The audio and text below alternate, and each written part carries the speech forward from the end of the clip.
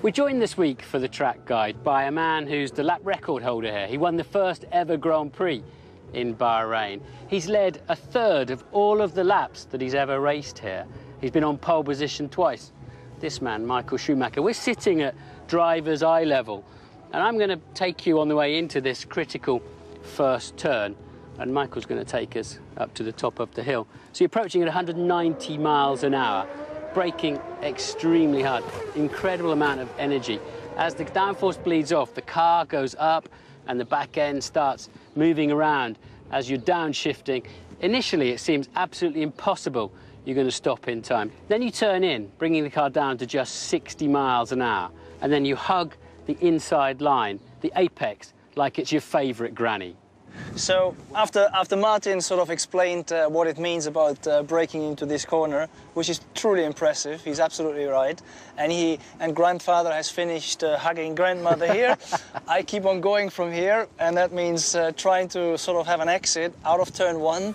That is a compromise, because it's the compromise, what is the best out of turn one, through turn two, up to turn three, because you want to have max top speed end of this back straight into turn four.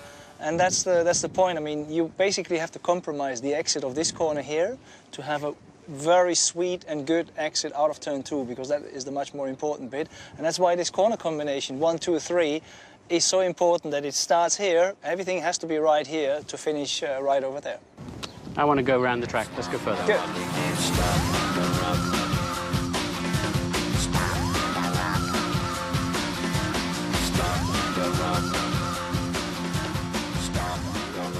Michael, I've driven lots of different cars through here, and it strikes me that you need the synchronization and multitasking that only a woman possesses, to be honest, because you're doing so many things at the same time, and it's so easy to get it wrong, isn't it?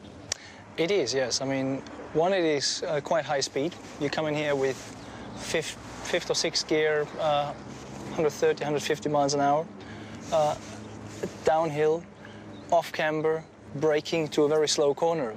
And it's so easy to just lock up the front tire. That means you run wide, you don't meet the apex.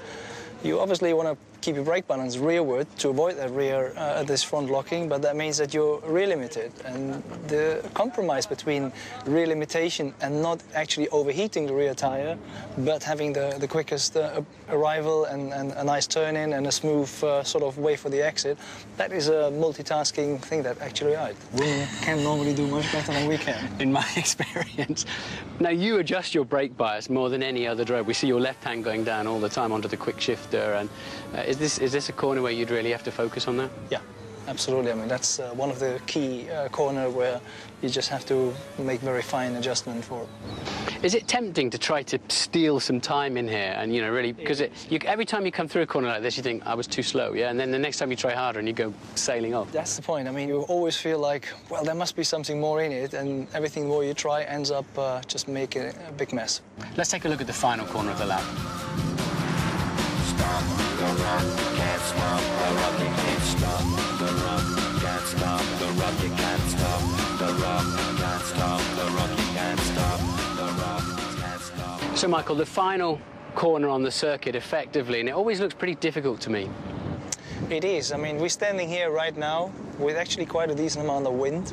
You're coming down here, you sort of have to calculate. You have a tailwind, you have a headwind, because the braking is pretty critical. Easy to overshoot as well. Downhill as well, isn't it? Downhill, exactly. So you think you normally brake later, but it doesn't work out. It never wants to stop. And then the apex, I mean, you want to get it tight, not to lose any space, as the exit gets really tight, and it's a kind of double exit corner. But hitting that curb a little bit too much means the front jumps out, and then all goes wrong. Losing out a little bit of that space available costs you lap time. And the exit is so important because it's a very long straight down to turn one, and naturally that's where you take a lot of lap time from. Now, 20 years ago we were teammates. We're still hanging around Formula One. I'm messing around on the TV, but you're still inside the cockpit. That's amazing. I don't know how you keep finding the motivation and the energy. But the motivation is not a big issue. I mean, you know how much fun it is to drive a Formula One car. and I had a little bit of a break that wasn't intended to be a break, but that's what it turned out to be. No, that's pretty straightforward, and now the car going better. I mean, once you run up front, it's all easy. Thanks for finding the time for us on Sky F1. Welcome, enjoy it.